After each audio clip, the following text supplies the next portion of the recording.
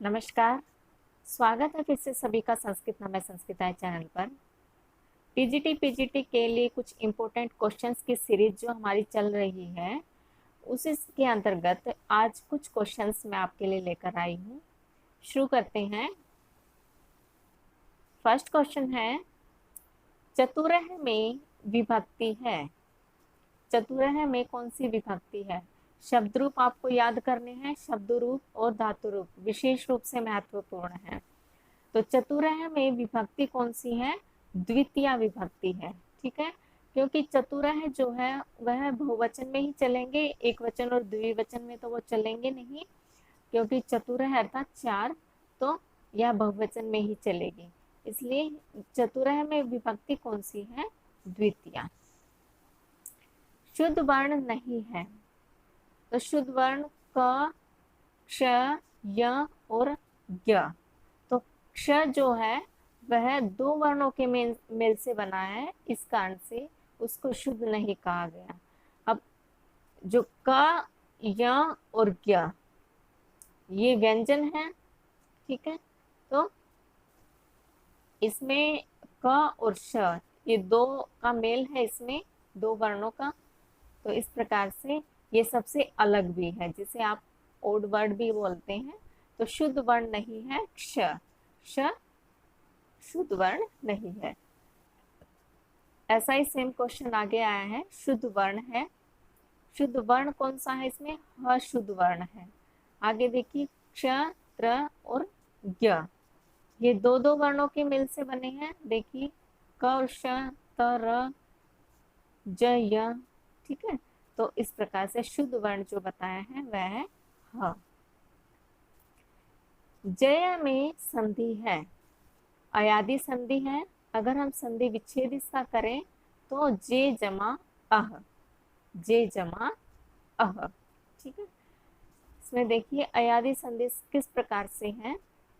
आधा ज फिर ए जमा अह। ठीक है, तो ए और अ मिलकर क्या बन गया? अय बन गया। ए और अ मिलकर अय बन गया, तो क्या बना? ज में अ मिक्स कर दिया और य में अ, जयः। इस प्रकार से बना। गुण संज्ञा होता है। अब गुण संज्ञक में कौन कौन से वर्ण आते हैं? अ, ए, ओ। गुण संज्ञक सूत्र कौन सा है? अदेंग गुण है। इस प्रकार से तो गुण संज्ञा होते हैं अ, ए, ओ। आगे बढ़ते हैं।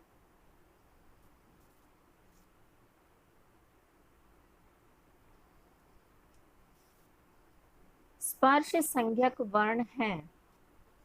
स्पर्श संज्ञक वर्ण कौन से हैं? क से लेकर म तक जितने भी वर्ण हैं उन्हें स्पर्श संज्ञक वर्ण कहा जाता है। क से म तक टोटल 25 हैं। शल वर्ण कहलाता है। शल वर्ण क्या कहलाता है? ऊष्म। शल वर्ण के अंतर्गत जितने भी वर्ण आते हैं वो ऊष्म कहलाते हैं। कौन कौन से हैं? श, श, स, ह। इन्हें महाप्राण भी कहा गया है। तो ये चार वर्ण हैं। शल वर्ण ऊष्म वर्ण है और श, श, स, ह है। इन्हें महाप्राण भी कहा गया है। स्पृष्ट प्रयत्न होता है स्पर्श वर्ण। स्पर्श वर्ण क से म तक है, टोटल 25 है। स्पष्ट प्रयत्न होता है स्पर्श वर्ण। स्वरों का प्रयत्न होता है विवृत। स्वरों का प्रयत्न विवृत होता है।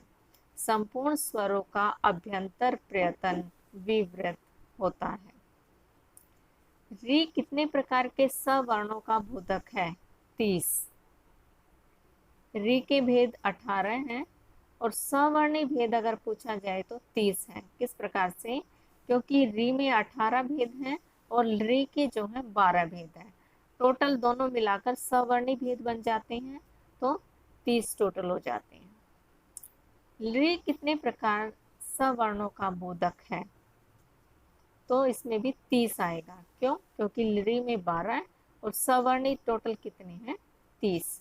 तो इस प्रकार से री कितने प्रकार सवर्णों का बोधक है? 30।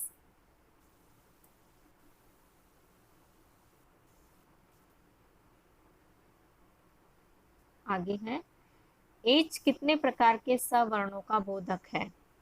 12। क्यों? क्योंकि एच प्रत्याहार में कौन कौन से वर्ण आते हैं? ए, ओ, आई, औ।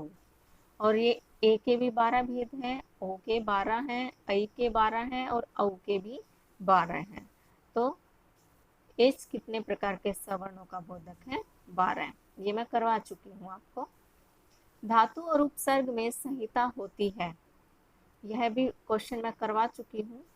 धातु और उपसर्ग में संहिता कौन सी होती है? नित्य। नित्य पे टिक मार्क लगा लें आप। धातु और उपसर्ग में संहिता होती है नित्य।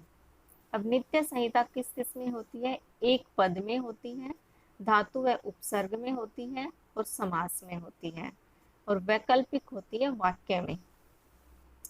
इको यणची सूत्र में यण है। यण क्या है इको यणची सूत्र में? प्रत्यय। ठीक है, इको यणची सूत्र में यण प्रत्यय है। अब देखिए इकह में, इकह जो है अप्रथम है। अगर इकह पूछा जाए इकह क्या है इको यणची सूत्र में, तो अप्रत्यय। यण जो है प्रत्यय है और अच, अच भी प्रत्याहार है। तो इक के स्थान पर यण आदेश होने के कारण यण प्रत्यय बन गया। तो इकह पूछा जाने पर क्या होगा? अप्रत्यय होगा। पद संज्ञा है, पद संज्ञा है भवती। भवती मीन्स होता है, यह भी मैं आपको करवा चुकी हूँ। सुप तिगंतम पदम, अर्थात सुप और तिगंत की पद संज्ञा होती है। सुबंत में टोटल कितने प्रत्यय हैं? 21 और तिंग में 18। भू धातु से तिप प्रत्यय लगा है, इसलिए क्या बना? भवती बना। तो पद संज्ञा भवती है इसमें। निम्नलिखित में प्रातिपदिक है ब्रह्मन। निम्नलिखित में प्रातिपादिक है ब्राह्मण, सॉरी ब्राह्मण। ठीक है। समास में संहिता होती है नित्य। ये क्वेश्चन रिपीट हुआ है अभी। समास में संहिता कौन सी है? नित्य। वाक्य में संहिता होती है वैकल्पिक। ये भी रिपीट हुआ है। व्याकरणानुसार सादृश्य कितने प्रकार की होती है? 4 प्रकार की होती है। कौन कौन से प्रकार हैं सादृश्य के? स्थान, अर्थ, गुण, प्रमाण।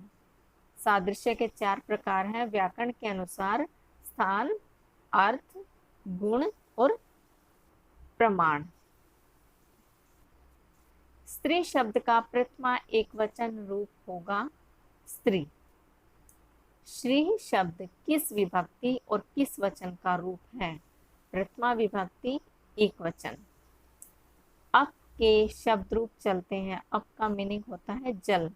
तो अप के शब्द रूप कैसे चलते हैं? अप के शब्द रूप जो है वह बहुवचन में चलते हैं।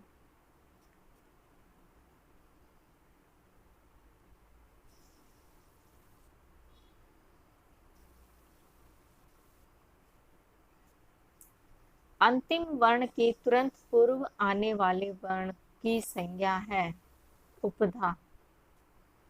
इसका सूत्र जाने उपधा का, तो अलो अंत्यात पूर्व उपधा। अंतिम वर्ण के तुरंत पूर्व आने वाले वर्ण की संज्ञा है उपधा। पूरा सूत्र जाने, अलो अंत्यात पूर्व उपधा। पाणिनि सूत्रों पर कात्यायन रचित वार्तिक हैं गद्य और पद्य में। पाणिनि के सूत्रों के ऊपर जो कात्यायन ने वार्तिक लिखे हैं वह गद्य और पद्य में है। संबोधन प्राप्त होता है संज्ञा पद में। संबोधन प्राप्त होता है संज्ञा पद में। किस संख्या का रूप स्त्रीलिंग और नपुंसकलिंग दोनों में एक समान होता है? 2 में। ये रूप कैसे चलेंगे? एक की कैसे चलेंगे? एक है एकम एका। 2 के दौ द्वे द्वे, त्रय त्रीणि तिस्र, चत्वारः चत्वारि चतस्र। तो स्त्रीलिंग और नपुंसकलिंग दोनों में एक समान होते हैं 2 के शब्द रूप। सेयम में संधि है, गुण संधि है। इसको विच्छेद करें तो सा जमा इयम, आ और ई मिलकर ए बन गया। गुण संधि में आ और ई मिलकर ए बनता है। गुण संधि हम पढ़ चुके हैं। तो सा जमा इयम सेयम गुण संधि।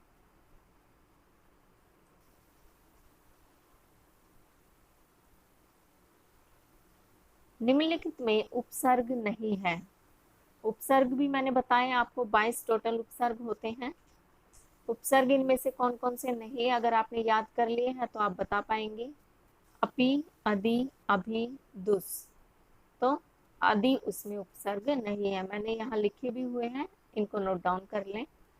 धातु पाठ की पहली धातु है भू, ये भी मैंने बताया हुआ है। धातु पाठ की पहली धातु है भू। और अंतिम धातु कौन सी है? चुर। ना पद का अर्थ है, ना पद का अर्थ है मनुष्य, जिसके रूप कैसे चलते हैं? ना, नरौ, नाह। तो ना पद का अर्थ हुआ मनुष्य। तरक और तमक प्रत्यय की संज्ञा होती है। तरक और तमक प्रत्यय की संज्ञा होती है घ संज्ञा। तरक और तमक प्रत्यय की संज्ञा होती है घ संज्ञा। किससे? तरप तमपौ घ। अगर भ संज्ञा की बात हो तो यचिभम से होगी, और गु संज्ञा की बात हो तो दा धा। तो तरप और तमक प्रत्यय की संज्ञा होती है तरप तमपौ घ। नवेती विभाषा सूत्र किस संज्ञा का बोधक होता है? विभाषा का। नवेती विभाषा सूत्र किस संज्ञा का बोधक होता है? विभाषा का। वैकल्पिक संभावना होने की संज्ञा कहलाती है विभाषा। वैकल्पिक संभावना होने की संज्ञा कहलाती है विभाषा। विभाषा का मीनिंग है वैकल्पिक।